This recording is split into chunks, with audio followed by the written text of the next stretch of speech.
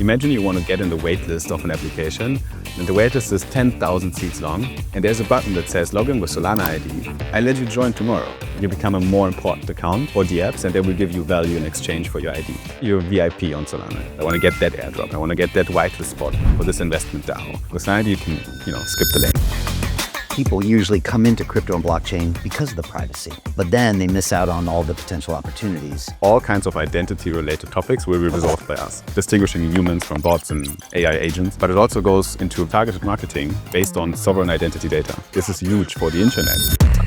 Web 2 has this down, right? They put cookies in your browsers, and they get your logins on these social platforms. Yeah. They have your data, and then they market to you accordingly, and they make a ton of money. The problem here is that data is always with the monopoly. They take all the money that's being made on that data. But in crypto, we can build a system that's more self-sovereign. You are helping the user to actually really own the data, control it, and monetize it. 5 years from now, what does Solana ID look like? The thing is, the internet is changing. So we're changing with it. And Solana ID wants to be the ad network of that future. So I think we can build the next advertisement network that is fairer to users, that respects their data sovereignty, and loops them into the monetization of things. It's about fairness, right? If something feels fair to me and feels good and right to do, that's very big. Once we conquered Solana, I think we're ready to explore wider integrations in other blockchains and even the whole internet.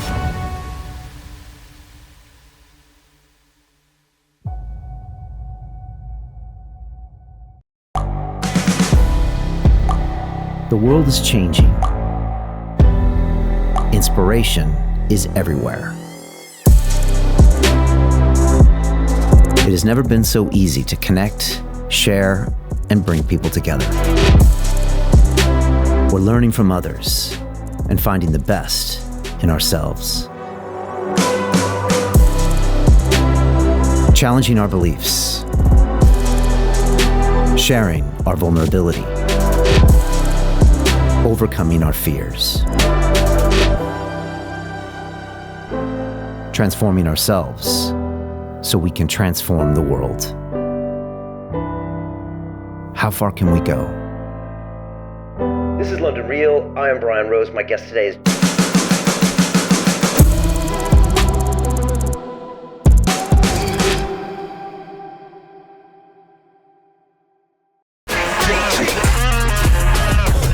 Hey, I know investing in crypto is scary.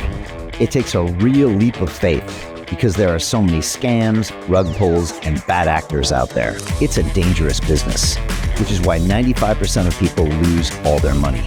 Well, that's why I created the London Real Investment Club, so you can access the hottest deals on the planet and use the crypto bull market to create the generational wealth that you deserve. Join my team of over 100 people from around the world that are making millions of dollars behind the scenes investing in blockchain, AI, Web3 games, DeFi, Bitcoin, and more. Don't miss out. Click the link below to book a call with one of my team now. But hurry, this bull market will end soon.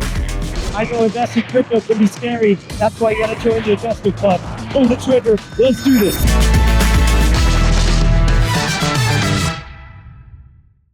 This is London Real. I am Brian Rose. My guest today is Simon Molitor, the entrepreneur, tech disruptor, and blockchain expert. You are the co-founder and CEO of Solana ID, a platform identity solution that allows users to securely link their digital data footprints to specific crypto wallets.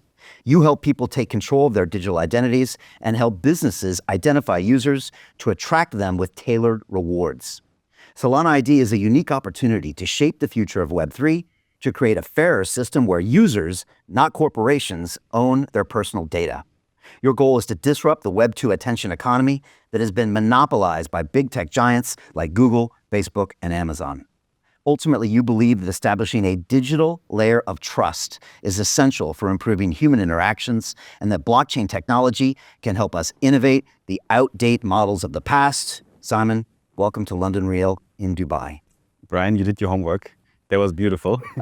I couldn't have said it better, actually. That was a very good, brief introduction, and I'm very happy to be here. Thanks for having me. Look, it's great to have you here. I want to start by saying that Solana ID is one of our portfolio companies here at London Real Ventures, the world's first media-powered investment firm, where our mission is to transform the world by investing in cutting-edge Web3 and AI companies while giving our partners marketing exposure across the London Real media platforms and academies. We heighten awareness, create customers, and build communities by leveraging our global audience and extensive network. Simon, we are super excited to be part of this journey with you.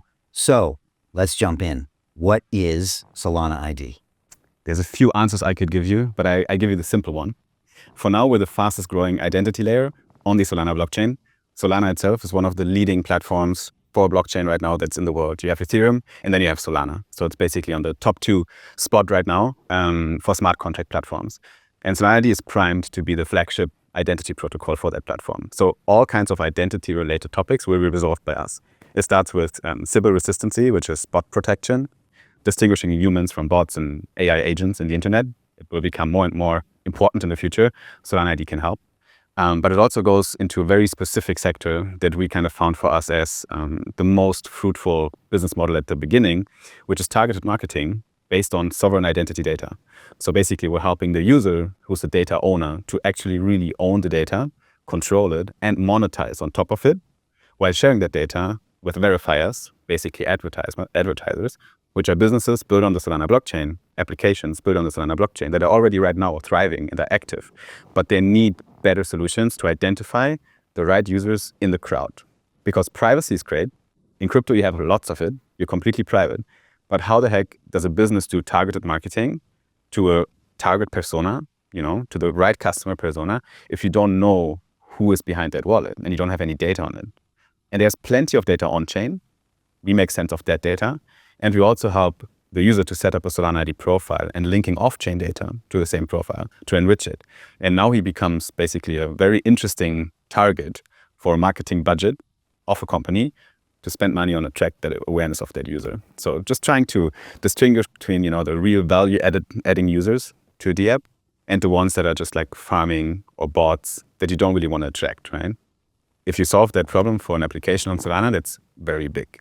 Once we conquered Solana, I think we're ready to explore wider integrations in other blockchains and even the whole internet. Okay, this is powerful because like you said, people usually come into crypto and blockchain because of the privacy, because they don't want people to know who they are. But then they miss out on all the potential opportunities. Web 2 has this down, right? They put cookies in your browsers, they get your logins on these social platforms, they have your data, and then they market to you accordingly, and they make a ton of money. It's the biggest industry. Okay. In the internet. Targeted marketing is the biggest industry. Why do you think the biggest companies are Facebook and Google? Because those are the data monopolies. And we also call them identity providers in Web 2, which is funny, because they provide an identity for you, right? But they govern it, they hold it, they have all the data of your digital identity, which is the data you basically leave as a trace, the footprint you leave in the internet by navigating through all the websites where the cookies are installed, by using your Facebook profile, your Instagram profile, your WhatsApp, like all these applications that have huge traction. But the problem here is the data is always with the monopoly and with the ID provider, and they have a take rate of almost 100%, which means they take all the money that's being made on that data. But you're kind of owning it, no? At least you should. And we didn't have the tools yet in Web 2 to build a system that can solve that problem with a fairer distribution. But in crypto, we can build a system that's more self-sovereign, that is still very efficient. It's a big lift, not gonna lie. It's not an easy task to build such a company. We tried it before Solana ID, and we kind of failed. I would say we failed. We can dig into that topic as well. But with the pivot to Solana ID, what we did very well is attach a big name, Solana, to a project identity, and then use that to make more noise and establish ourselves very quickly as the flagship ID protocol on Solana, even before we had any product, right? And then people believed like, okay, they're onto something. Solana is big, Solana ID must be big, right? We kind of rode that wave, and now we're having the product. Now we have users. But we needed that bootstrap. It was a strategic smart decision, I would say. Yeah, and once we talk about the protocol, I want to talk about marketing because, in disguise, I think you're a master marketer. I think the 7 immutable laws of marketing, it always says, never be number 3 or 4 in your category, be number 1. So you're not one of many identity layers, you're the number 1 identity layer on Solana, which is one of the greatest brand names in the world. So that makes a big difference, right? It's attention. And going back to Web 2, if anybody's watching us or listening to us right now, they always say, if you're not the customer, you're the product. 100%. And meanwhile, we're giving our data away to all these companies, and they're literally selling it back to us. Yeah. I remember I sat down with Yatsu of Animoca Brands, and he calls it digital colonialism, something that the Brits perfected, right? We roll into your country like India, we take all your resources like your cotton, Sell it then we manufacture it, and we sell it back to you, literally. Yeah. We take it and sell it back to you, and that's what these Web 2 companies do. And we don't even know it. And so we're walking around kind of blind, kind of like a third world country that just doesn't get it. And now Web 3 comes. It's an amazing opportunity, but it hasn't really been cracked yet, has it? It has not been cracked. But in my opinion, personally, when I started to be aware of crypto before 2020, right? When it was already something, but still a very small niche, I looked at it and I was like, wow, I think the biggest use case for this technology will be data sovereignty. So ownership of data, true ownership of data, which is why tokens work, why NFTs work, right? Because you actually own the digital asset and no one can tamper with it. But we're talking about data that can be personal data as well. That can be identity data. And I thought this is huge for the internet. This is an internet revolution. Back then I was working in health tech and I was like, I need to be part of this because, I was in my 20s, I'm still in my 20s. But I will have this chance once in a life that I can actually be part of a technology that will change the internet for the next probably 100 years, right? I'd be dead with when the next revolution comes, like the evolution of the internet. Like the next one, I'll be probably dead. So I need to be part of this one. And I made the decision, okay, I think we need to work in this field. And I thought data sovereignty will be the biggest factor that will drive adoption in that space. We haven't seen it until today. Because it's just such a heavy lift to bootstrap a platform that does that. But I think now we're closer than ever because we have the attention now from the masses on the sector itself. We have a lot of volume locked in DeFi platforms. We have a lot of active wallets on chain, on Ethereum, on Solana. There's a lot of activity and it's growing a lot. We have the capital that's flowing in. We have the attention of institutions. We have ETFs. We have so much attention on the sector. I think if we want to build innovative products now in that field, then we should do it now. It's a perfect time. And the data you can get in Web 3 is far superior to the data you can get in Web 2. Potentially, if you look at a wallet's activity, I mean, it can tell you so much. A lot of people don't even know that when they first get into blockchain. Yeah. But since it's a public blockchain, anybody can look at your wallet and see everything you've ever done. And so it's got a massive source of data, would be perfect for a user or a company. It's just no one's really brought it all together yet. Yeah, not really, because at least not on the kind of consumer front. When we're talking about business models like building a targeted ad network on top of this data, right? Someone needs to make sense of this data because the sheer fact that there is a lot of on-chain data also means that there's a lot of noise, right? So you need algorithms and you need models that are able to, go through the noise, find the signal and put it in a human readable format. So we're indexing all data on Solana, which is quite a heavy lift itself. So we look back, like you give me a wallet account, I look back to the genesis of that wallet and I see everything that this wallet did, right? And then I need to put this in a human readable form. I need to know, okay, what does this number mean? He put liquidity in a liquidity pool. What does this number mean? Oh, he bought an NFT, right? How many NFTs did he buy? What's the diversity of assets this account is holding? What is the trading history on leverage trading platforms? How many times did this person get liquidated? There's so much data which is there, but you need to put it in a human readable form and make it easy for verifiers and apps to query this data, right, through a protocol and then make decisions on top of it. And if you hear that as a user, you might think, oh, it's so public, actually it's not private, which is funny because we started the conversation by saying privacy is one of the biggest USPs of crypto, but it's kind of a pseudo privacy, right? Because you are not identified who you are. And Solana ID is not doing that as well, by the way. What we in crypto, we say we're not doxing people. That means we're not putting your personal identifiable information, which is your name, Brian Rose, or your passport number, which I don't know. But we don't put these things on chain. We put them nowhere really, where someone can read them out. But we make sense of the data verifiably that we have on chain, that we can see, which is kind of beautiful. That goes in the direction of the whole concept of zero knowledge proofs, where you know things about someone without knowing that someone, and you can make decisions based on that data. Do you zero knowledge that data? So if I come in and I want to use Solana ID, I want to set up my ID, I start sharing with you some of my Web 2 socials. Yeah. Do you have that compartmentalized? Yes, sir. That's impressive. Yeah. Right? We're actually working with a company that you are aware of as well, ZK Pass, which is ZK Pass. another one of our investments. Yeah, Yeah. great group of people. Very good team. We'll keep kind of innovating together with them on certain fields. The next thing we're going to roll out is a mobile flow to basically create your ZK proofs of your credentials from your Twitter account, your LinkedIn account, everything you do in Web 2.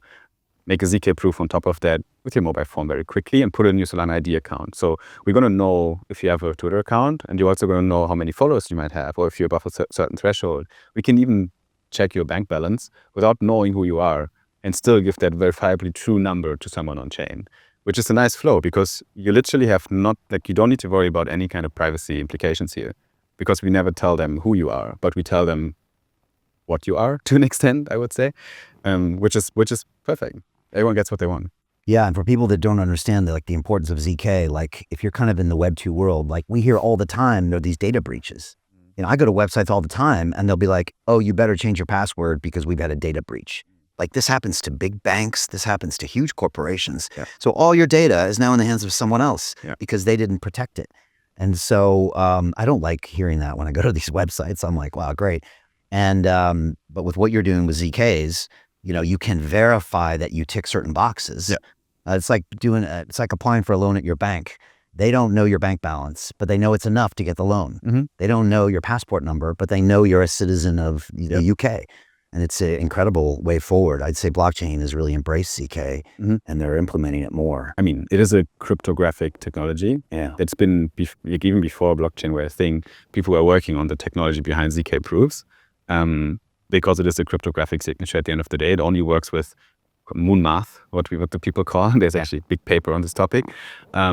Very technical, very complex. I don't comprehend it fully, but it does the job, right? Which is this kind of magic box where you put things in, it computes something, and it puts an output that is now verifiably true without knowing the inputs. Yeah. The system makes sense. So I actually interviewed Professor Silvio Macaulay of MIT, who I think came up with zero knowledge proofs. He also runs Algorand.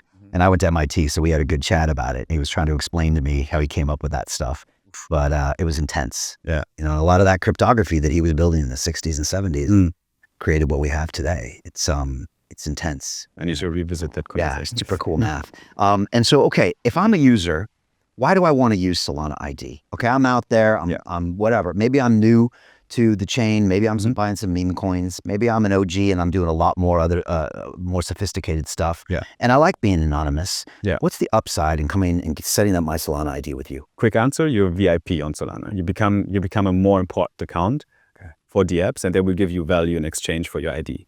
You can squeeze out more value from your wallet. So if you're already using certain dApps and we are partnered with them, you have a better user experience with them with the Solana ID than without. You might get more points in their point system. You might be eligible for some airdrops that they do in future because of the ID you hold and the quality of it.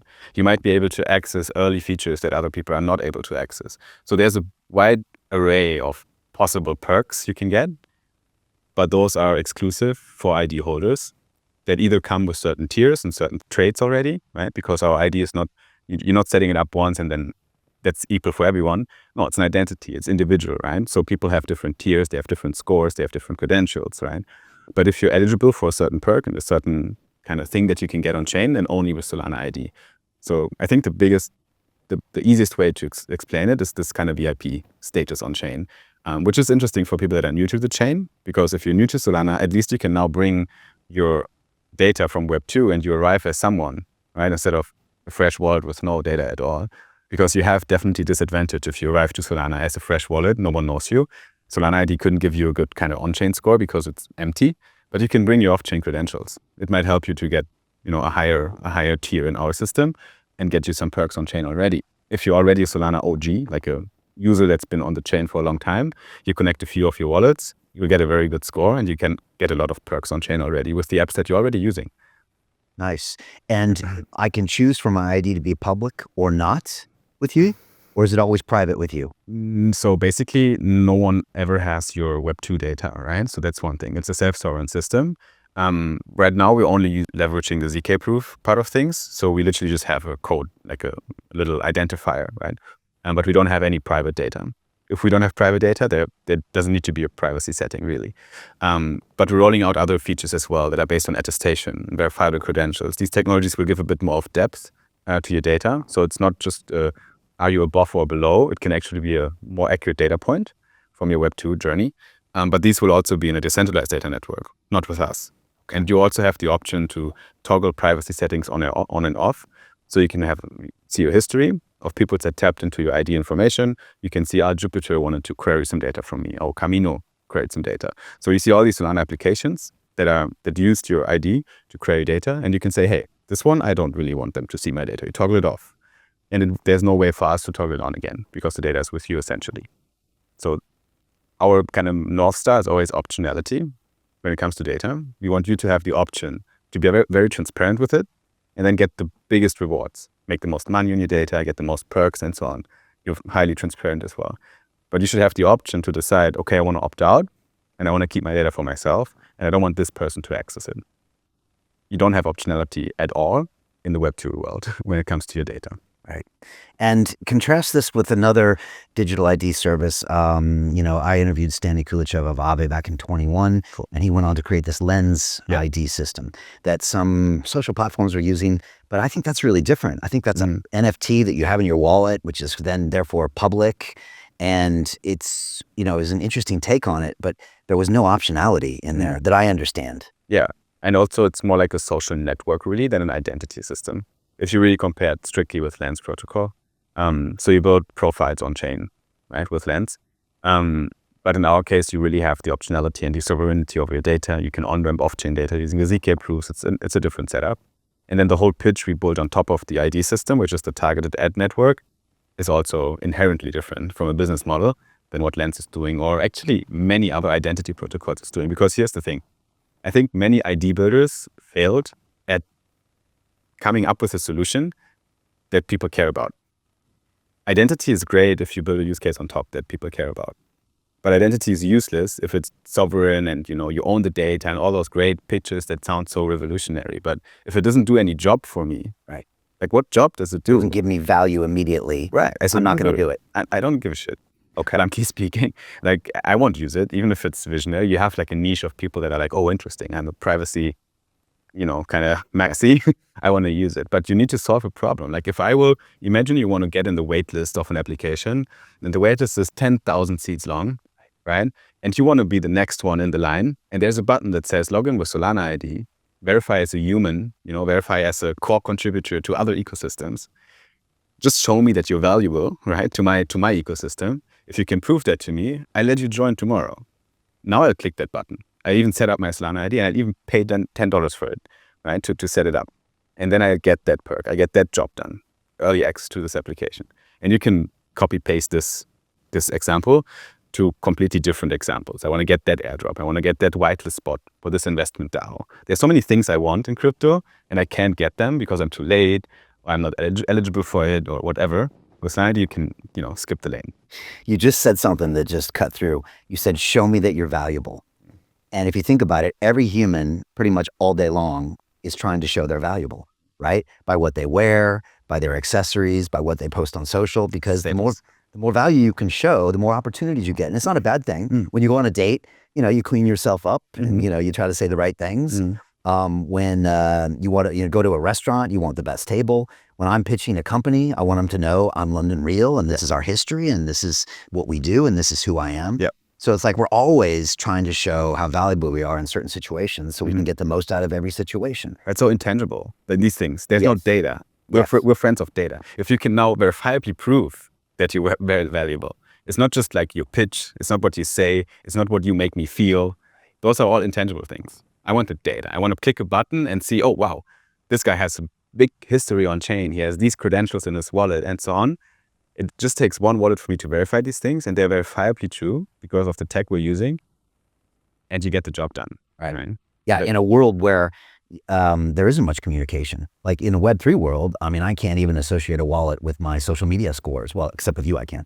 But right now, there's no way, even if I was trying to provide intangible value, I would be, judged by my wallet and what my history was. So now there's an opportunity. And again, you said VIP. This is interesting. How many of us have had an experience where you walk up to the front door and there's a line somewhere, a restaurant or a club, and the owner or the bouncer comes out and lets you in first? Like everybody wants that feeling. Right? I got a restaurant I go to in Blue Water.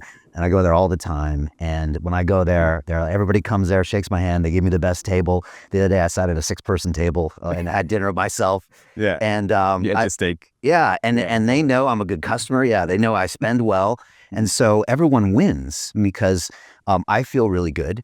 I get really good treatment, and then the business wins because they get a regular high value customer. Yeah.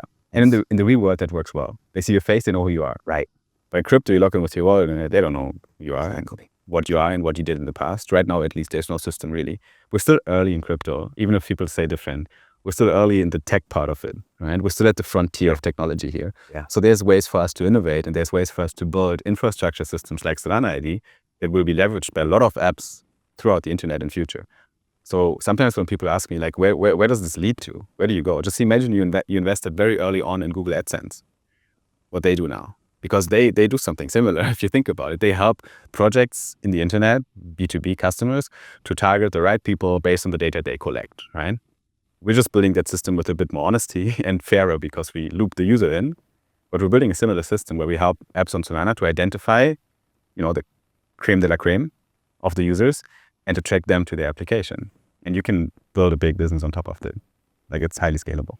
And on the blockchain, there's a lot of reasons to have that identity. Like you said, whitelisted on projects, getting you access, getting you perks, getting in the front of the line. You're like, I should be in the front of the line because I'm a whale, I'm a player, whatever. But try explaining that to a whitelist. They don't care who you are. No. So this is a way. DM the founder and ask for, like an exception, like very manual processes. Right. So there's another ID system out there called Mochaverse, and Mocha is rolling out. We're actually investors in that too. But tell me what you see there versus what you're doing as well, because those are the only two identity systems I know.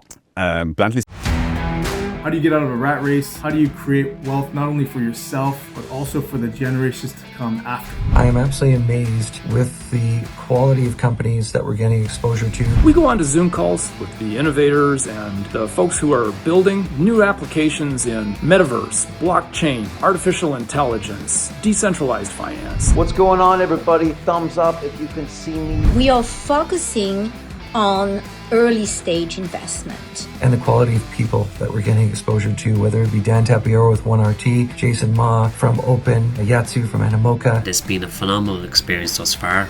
It has far exceeded my expectations. We are focusing on cutting edge technologies. I view it now as the best investment I've ever made. The upside, I view, is unlimited. And as a retail investor, I would never get this exposure anywhere else outside of Investment Club. See you in the Investment Club. speaking, I've sat on a table with the team and we talked about overlaps and how can we integrate with each other. And because there's overlaps, obviously, they're building an ID system for their ecosystem. We're building an ID system for the Solana blockchain. We can merge the worlds together. We can have some overlaps. We can share some data from our user base to your user base and vice versa. So I think we can build streets here that we can leverage. We're not competing because we're in a completely different niche. And also the tech stack is different right now. But I think I see those projects as potential collaborative partners for us than competitors. They're not inherently right now. Excellent.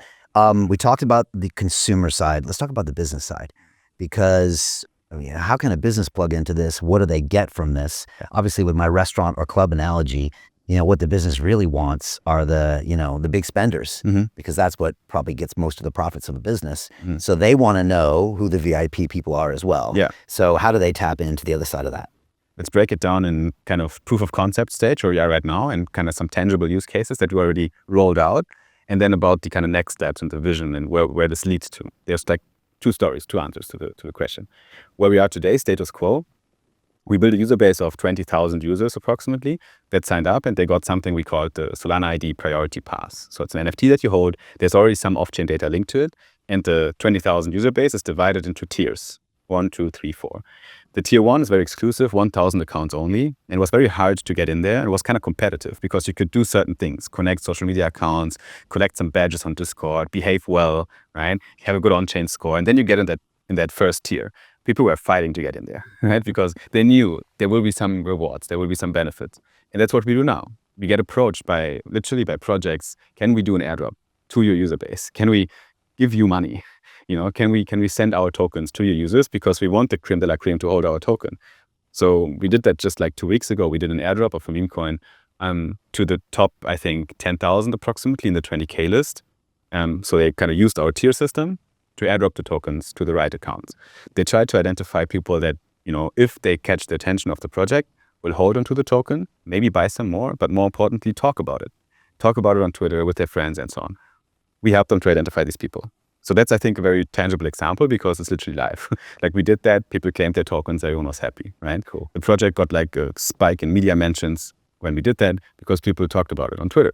Right. I just got dropped this. Did anybody else get this? Exactly. That kind of thing, yeah. Right. We posted our tweet and so on. So we did some announcement around it as well.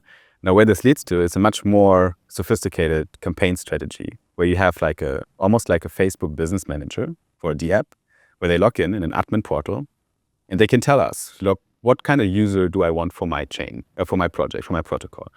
What am I looking for? This user needs to hold a certain amount of stable coins. This user needs to have done a certain amount of volume with liquidity provisioning services. So we're basically looking for behavior data of that user, and they give us the exact data points. And then we can tell them out of the set of 15 million wallets that we queried so far and indexed on the Solana blockchain, 1 million wallets are in your criteria set. This is your target audience. We identify this, similar to Facebook Business Manager. We can even create lookalike audiences. We can say, okay, these people did that, but we also have these people. I think they could behave similar to these people. We can come up with these solutions. And now all we need to do is to help these DApps to reach those accounts. So either those people already have set up a Solana ID and we have a way to them. They gave us their email address because they want to get informed when they have perks.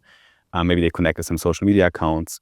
Maybe we have the Telegram bot out that gives you personal news when you need them. We need to reach these people, but we will help the DApp to identify the target audience based inside of the noise of crypto, and we'll help them to reach out to them and build this kind of custom campaign.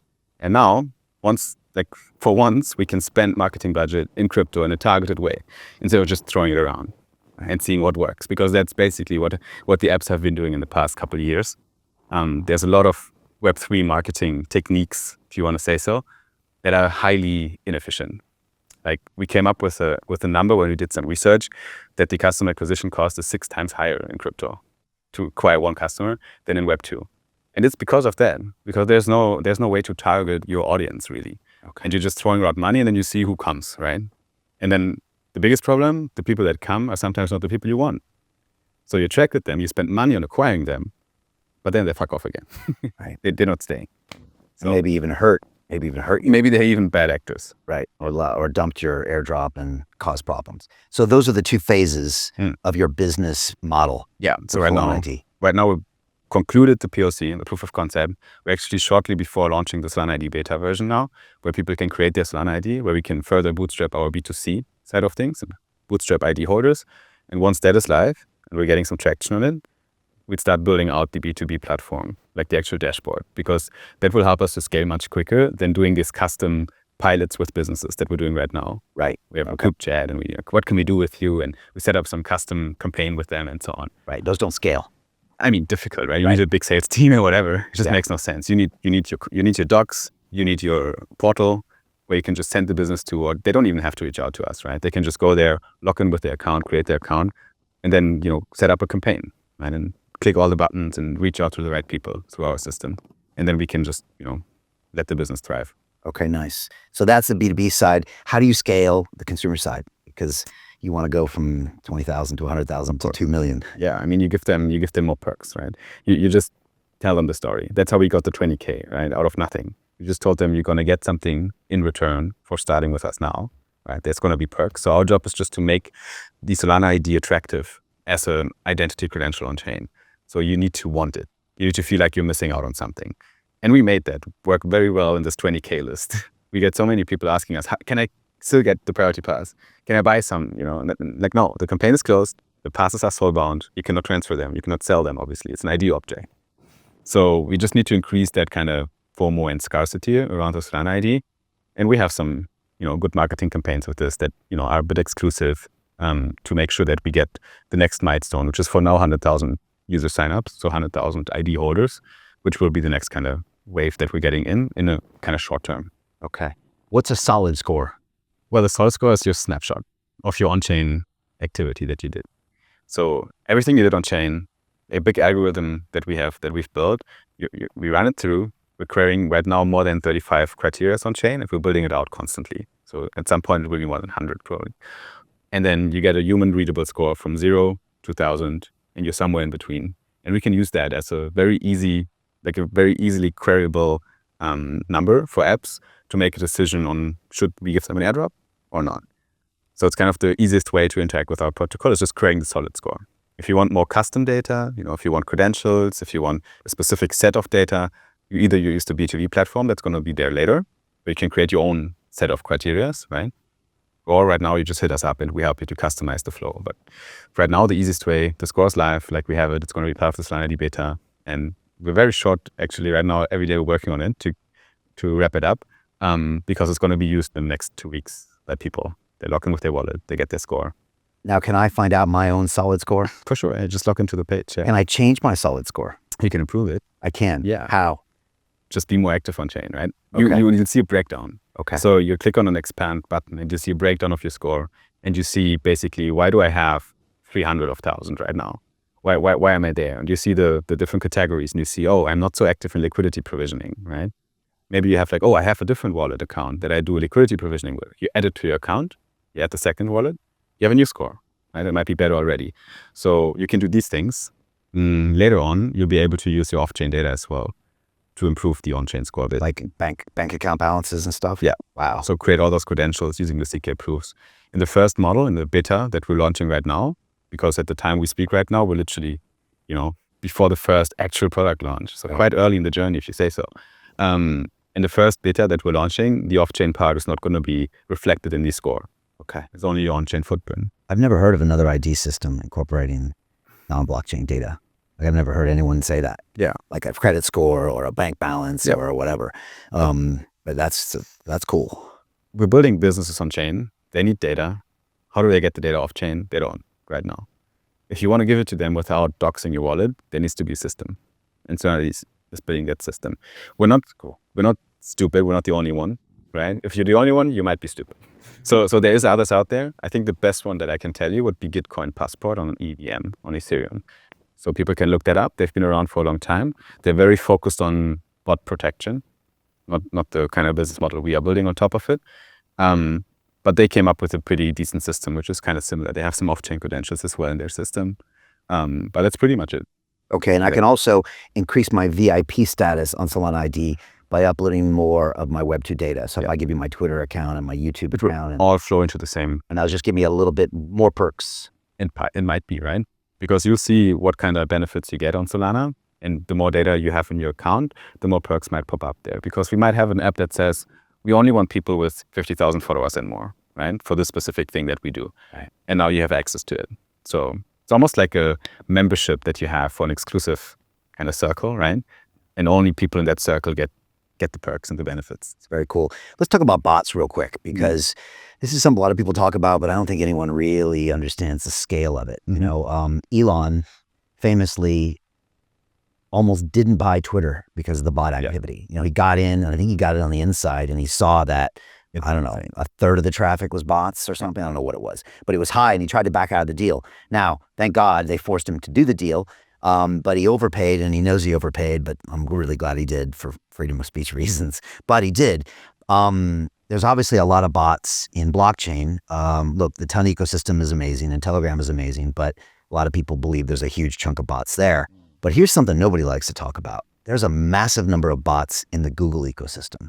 I spent millions and millions of pounds on ads. And when I ran my mayor campaign, I was jamming, and I was doing like people in the London physical area, but I am confident that there's so many bots in the Google system, and it's a dirty secret that Google doesn't talk about. And they basically charge us a 30% premium for all your ads because they're going to nobody.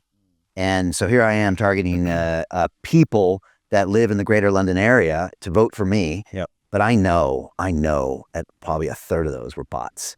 And so this isn't just a problem in Web3. It's actually a problem in Web2 that no one likes to talk about. And the companies don't like to talk about it either because it's part of their business model. They make money on it. No? Yeah, and that's what I think a lot of people in Web2 who spend money on advertising don't even realize this. And it's frustrating because you kind of assume it wouldn't happen. So it's like, wow, I'm targeting a lookalike audience. I'm targeting people with over 60K in income. They come to my website, they don't do anything. Well, I wonder why, because a lot of them are bots. So talk about how important this digital identity is because we're looking to a future where there's going to be more bots, there's going to be more AI, and defining a real person is going to have a significantly increasing value. Yeah, right. Exactly. And here's the thing, before I give the answer to the question, we're not trying to kill bots and agents, right? Because I think they will dominate the internet either way. And the thing is, with crypto, the bots start to have money accounts. So they're able to spend money. So we don't really want to cut them out. Right. We actually just want to You don't distinguish dislike them. bots, just bot behavior or bad bot behavior. If they're symbols, which is the word that we use in crypto, because it is usually used when someone is creating a large set of wallets. Okay. You know, usually bots, automated things, and then they just spam your system. Sybil, SYBIL, which is short for Sybil attack. I don't even know what the English word means. So it's kind of bad actor bots. Right. Okay. Yeah. Got So it. and Well said, because there are good bots out there. exactly, they do transactions. They have funds now. Especially with AI, like with the agent economy, you get actually bots that are smart. They know what they do, and they now have private keys to a crypto account. They can spend money, and they can make decisions on spending the money. I know. So just think a few years ahead, right? That's why I say we not want to kill that economy. We have nothing against it. We just want to help apps to make sense of the data and to identify who's human, who's agent, right? That's already a question that I would like to answer for myself and for my business. And then how can I attract both of them? And what do I need to do that, right? So if we can help you to acquire the agents that will spend money on your platform, go with it, sure. And that will be possible as well. But we kind of need this way to identify who's actually a human, who's behaving like a human as well. And there's things you can read on chain that give you data on that. So we can do that. So it's basically just based on the footprint you leave, we can give an estimation on, is that possibly a human or possibly bot behavior? So that's not bulletproof, but it gives you an estimation of it. You can already make a decision based on that data, and it's kind of easy to come up with that. What's harder is to really have a bulletproof system that says, okay, this must be a human. For this, I need human interaction. I need the human to do something. So in our system, they need to set up their ID. Peter Thiel took $500,000 and turned it into $1 billion using the exact same techniques we're using inside the investment club. He met his CEO, his name was Zuckerberg. He pitched him the deal and he said, okay, I'll give you $500,000. Mark went public and sold the shares to people like you. Well, what happened to Peter? Well, he exited and got a 2,300x return. The wealthy invest in early stage companies, folks. The public markets are for suckers. It's a rigged game. By the way, this happens in crypto as well. It's called pre-sale tokens. This is Solana. Does anybody know this chain? They sold pre-sale tokens for 4 cents. And you can see the date on there, April 5th, 2018. Look at Solana today, folks.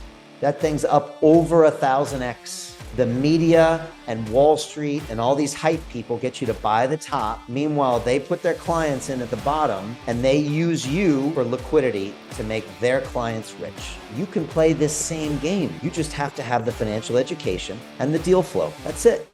And they need to start to on-ramp some off-chain data, right? Because then they are verifiably human, especially as soon as they, for example, attest that they have a KYC check in Binance. Right? If you do a attestation or a ZK proof on top of that data point, you're most likely a human, right? You have that in your data backpack. So as we're bootstrapping the ID holder set in Solana ID, we're also bootstrapping the amount of verifiable humans, and then we can use that data to market to them if apps prefer that. Wow. Okay. We got to take a moment and just understand that there's actually agents out there. Like, what is it? AI16Z, which is like the play on Andreessen Horowitz, has its own fund and its own agent, and it's out there. Yeah. I don't know if it's completely independent, but it's throwing around $10-20 million a clip. I'm pretty sure there's human intervention. I think so too. I've heard a lot of smart people say that. Right. So without being too deep into the actual tech behind A16Z, the agent, I think it's the tip of the iceberg still. So even if that one is not doing like pure agent behavior, there will be one in the near future. Yes. So I think that's the smart. But you could identify good robots or high value robots. Yeah, just people, and you might want the difference between the two. Yeah. Because even if there's a bot who's throwing around, more investment than your big whale, there are people in your B2B ecosystem that will say, that's all great, but I need a human. Yeah. So if you can credit that data from us, that's cool.